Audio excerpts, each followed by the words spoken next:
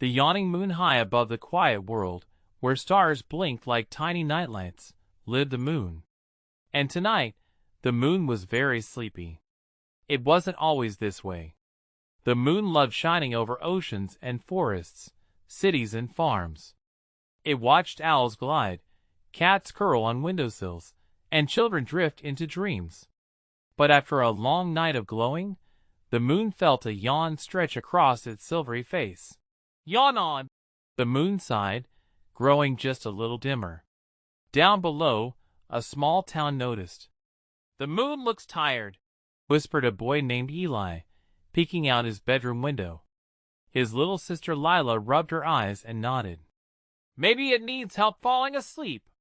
So the world began to do something very special. The wind softened its voice, turning loud gusts into gentle breezes. Trees stopped rustling and stood still like quiet guards. Rivers slowed their ripples, humming lullabies instead of splashing songs.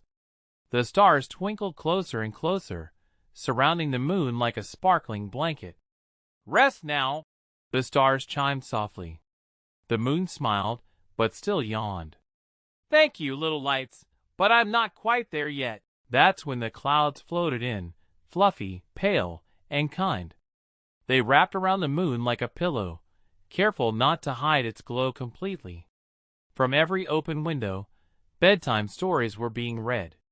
Every whispered, "Good night," every tucked-in teddy bear, every soft breath of a sleeping child floated upward like warm wishes.